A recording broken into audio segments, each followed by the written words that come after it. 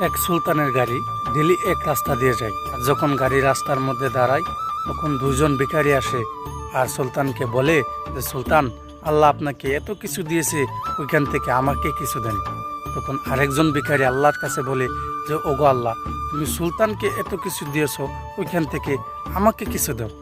তারপরে এটা শুনে সুলতান তাদের ভাগ্য পরীক্ষা করার জন্য সে বাসায় চলে গেল আর কর্মচারীকে বলল যে তুমি একটা ক্ষীরের পাত্র তৈরি করো আর ওইখানে কিছুগুলো স্বর্ণের টাকা রেখে দাও। আর তখন কর্মচারী ক্ষীরের পাত্র তৈরি করে ওই ভিখারিকে দিয়ে আসলো, যেই ভিখারি সুলতানের কাছে টাকা চেয়েছিল।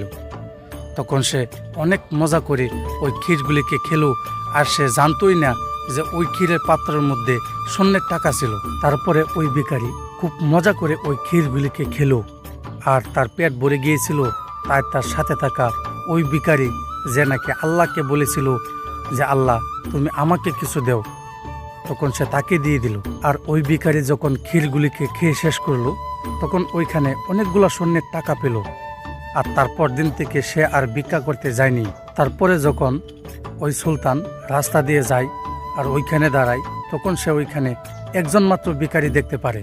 আর ওই ভিখারি সুলতানের কাছে দৌড়ে এসে সুলতানকে বলে যে কালকে আপনি আমাকে ক্ষীর দিয়েছিলেন, খুব মজা করে ওই ক্ষীরগুলিকে খেয়েছি, তারপরে আমার পেট ভরে গিয়েছিল, তাই আমার সাথে থাকা ওই ভিখারিকে দিয়ে দিয়েছিলাম। তারপরে সুলতানে বলে যে আরে বেওকুফ, তুমি জানতেই না যে ওই ক্ষীরের পাত্রর মধ্যে স্বর্ণের টাকা ছিল। তাই আমি একটা কথাই বলি, আপনি কি চান আর কার কাছে চান একটু বুঝে শুনে চাইবেন। তো ভালো থাকেন, সুস্থ থাকেন, আমাকে সাবস্ক্রাইব করে পাশে থাকেন। ধন্যবাদ।